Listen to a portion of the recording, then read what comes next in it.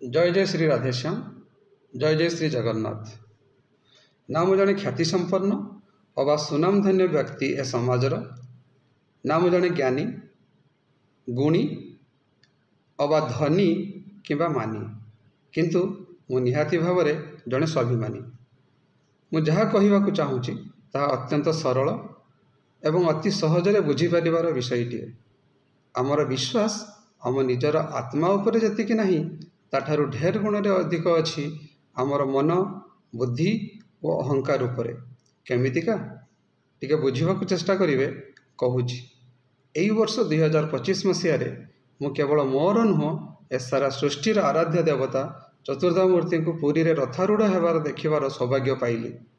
ताहा पुणी दीर्घ 25 वर्ष पर एवं जड़े ओडिया होई मध्य ताहा पुणी घोष यात्रार द्वितीय दिवस रे एथिरे मु जे आनंद पाइली ताहा अवर्णनीय, किंतु जे दुर्घटना गुड़िक मते मर्माहत करुची ताहा अविस्मरणीय एवं अत्यंत हृदय विदारक।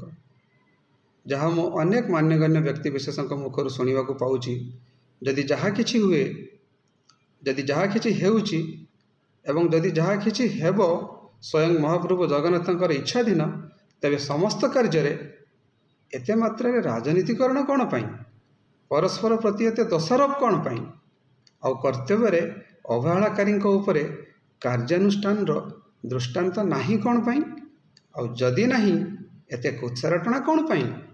यह तो स्पष्ट बारी हो पड़ुछि। एटी अल्प क्षमताशाली लोकों दौरात्म्य ढेर बेसी, किंतु महाप्रभु जहाँ को अत्यंत क्षमताशाली करी रखिचंती सेमानकठारे दुर्नीति और अनाचार विपक्ष रे स्वर उत्तोलन करिवारे हेउ किंबा साहस अर्जन करिवारे हेउ किंबा कार्य परिणत करिवारे हो तिळे मात्र इच्छा परिलक्षित हुएनी। यह ही समस्त अघटन और दुर्घटनार कारण मो मतरे। अन्य एक दृष्टिकोण देखिले जे निज भितर ईश्वर को सत्ता को अनुभव न करिछि से केवे भी कौनसी दियो देवता भितर से दिव्य अनुभूति साउंटी पारिबो नहीं। यह निश्चित भाव प्रमाणित। आमे निज भितर निज अंतरात्मा ईश्वर को सत्ता को न खोजी मंदिर रे एवं मूर्ति मान भीतर बेसी खोजुछु। आउ केते जन तो ये कलिजुग भक्त प्रहलाद को भी टपी गले। से ईश्वर को निजर कामनार चरितार्थ करने निज इच्छा अनुसार ईश्वर को स्थिति स्थान और गति निर्धारण कर अति सुंदर भाव बखाणी पारुछंती। किंतु आम टे चिंता करवा उचित। एबे समय आसी जाइछि, सबकिछि भगवान को इच्छा हेउछि बोली भावी केवल नीरव द्रष्टा किंबा नीरव श्रोता हो जीवानी।